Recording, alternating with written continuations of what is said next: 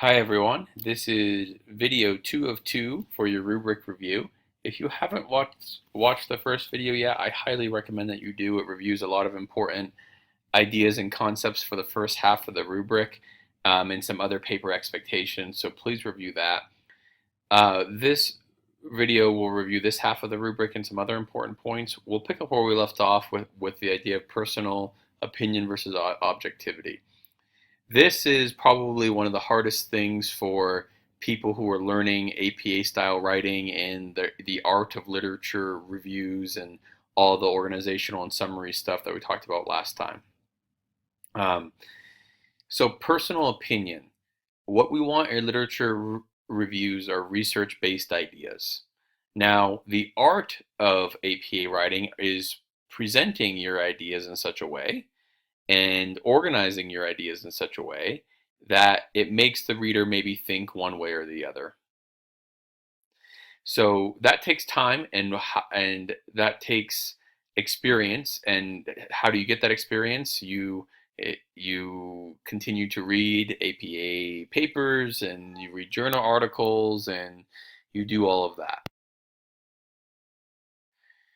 So we're going to look at an example again of some good kind of objectivity versus personal opinion.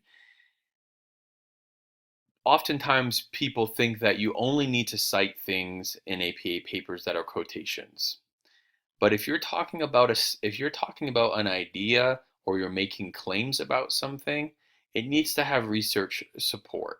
So I'll give you an example of this, but this also plays into the APA style in text. We have to be citing our sources. So let's go over to here. So this is not a sentence that this student wrote, and it's a poor sentence. I'm going to edit it as I read it here. I wrote it just a few minutes ago, but this is something that I sometimes see in these literature reviews. So this is just a sentence that stands alone. Positive psychology has the capability of creating positive outcomes in people's lives and a better outlook overall. So that's just a statement. Now, if this statement kind of stood alone in a paragraph and it wasn't cited, and if it didn't have, and if the next couple sentences didn't jump into some supporting research to support that statement, I would definitely be highlighting it and ask you, where you got this from, and there's a citation needed here. You can't just make a statement that positive psychology does something for people and it creates a better outlook overall. How do you know that? How do you know that?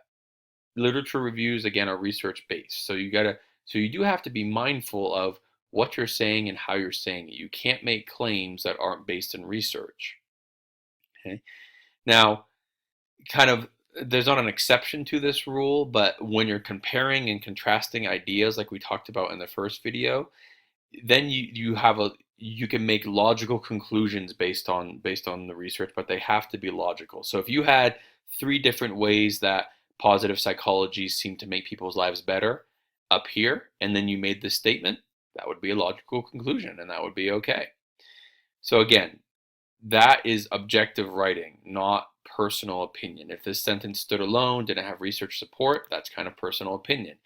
If you share a long monologue about how positive psychology has helped you or helped out your friend when they have been having a hard time, that is a very important thing in your life, and I'm not taking away from that. It's just, this is not the arena for that type of writing and sharing because we're looking for that objectivity. Okay. So along with objectivity versus personal opinion goes the citation, APA citation in text. Those kind of go hand in hand. So please keep in mind that it's usually good to oversight than to undercite. One thing that's kind of sad is when people don't cite their sources and it's clear that they're using good sources but they're not citing them. That will be a really big thing that I look for in the first draft here. It's usually better too to cite early in the paragraph like this gentleman does here. It's sometimes people think that, oh, I'll just talk about all the research and then I'll kind of throw in a citation or two right here at the end. It's better to cite in the beginning. And that's because when I start reading your research at the beginning of a paragraph, I want to know who it's by. I don't want to wait all the way until the end to know what's going on. And that's not, my idea or my rule. That is an APA kind of an APA guideline, because when you present research, you have to cite it. You can't wait till the end. Okay, so we'll move on to references then. That is a APA style in references here. You can see that the references down here for this gentleman, they're formatted very nicely. Your reference listing assignment, I did not ask you to put it in APA format. For the first draft and for the final draft, it does have to be in APA format. The quizzes and the quizzes and the reading in previous modules has focused a little bit on formatting the reference list. So please reference an APA format.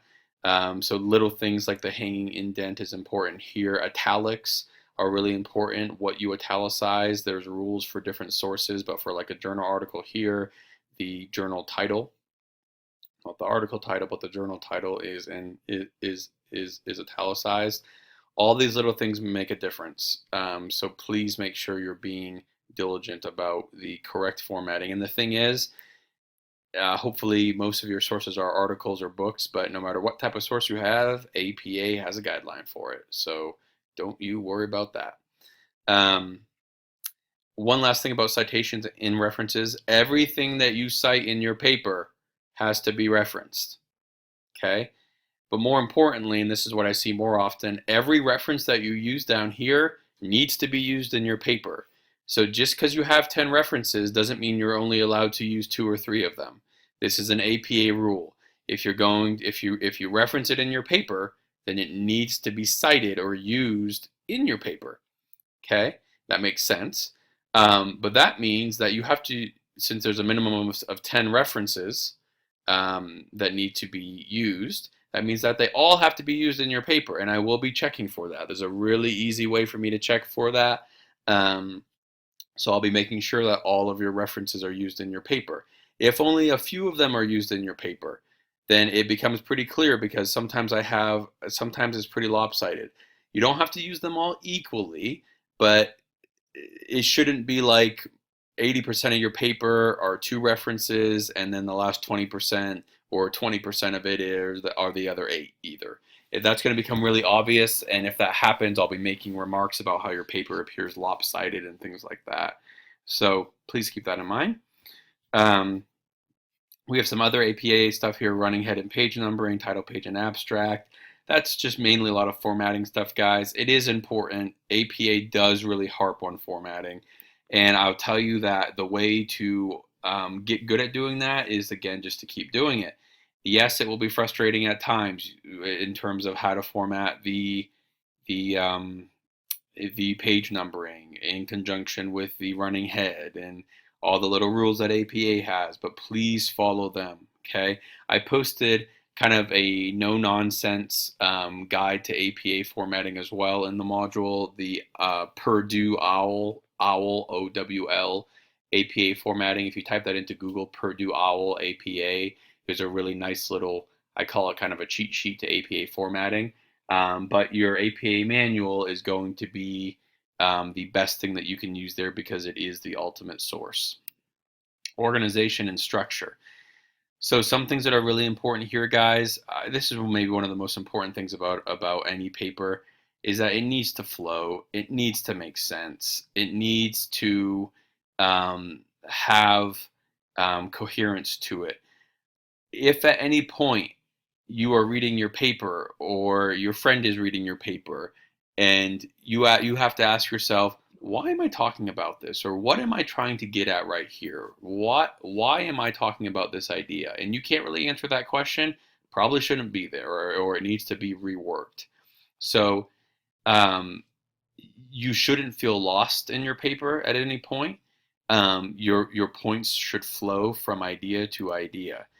And your introduction is really important for this. You have to have a strong thesis, and you have to introduce your major points. So let's go back to his paper here. Go up to introduction. I highlighted these last couple sentences. Positive psychology focuses on improving happiness and subjective well-being by emphasizing positive thoughts, positive emotions, and positive behaviors. Positive psychology may provide an accessible avenue for countless individuals to achieve a happier life. This paper will examine the efficacy of positive psychology interventions (PPIs) and demonstrate the potential positive psychology has to make people happier. Okay. Now that last bit of his introduction here really gives you a good idea of what he's going to be talking about. I can now say, oh, okay, now I understand what he's going to be talking about. He's going to be talking about the efficacy of positive psychology, kind of both sides, and kind of where the paper's going. So very strong thesis, very strong opening paragraph here that frames the paper up for the reader. And then your following paragraphs, they should flow from one to the next. You should have good transitions in between paragraphs. So, and by transition, I mean the paragraph should not be able to stand alone. There should be some sort of link between them, hopefully. Or again, at least when I move on to the next paragraph, it makes sense why you're going to that next point. That takes discipline and that takes some time. So that organization as flow is really important. I would say the best question to keep asking yourself is just, what am I trying to get across to my reader here? What is the major point here in every paragraph, in every sentence that you write? Okay, lastly, grammar, spelling, and punctuation. Not much to be said here, guys, other than it takes time and it takes discipline. I would say for your first draft, you should be rereading it You should be rereading it just for grammar a minimum of 3 times, and you should be reading it aloud, or you should be having someone else read it as well to help you pick up on any organizational or any grammar issues. But it's just a matter of discipline. It's a matter of doing it. You get better at it as you go, so you don't have to reread as much, in future papers. But it does take time and it does take discipline. So all I will say about that really is that when you think that you've read it enough, read it one more time. And I guarantee if you're reading it diligently, you're reading it aloud, you're not listening to music in the background, you'll catch something and you'll be like, oh, I'm glad that I read it one more time. Okay. It does make a difference in terms of your overall presentation of the paper, and how your reader will kind of perceive your seriousness or your expertise on the topic.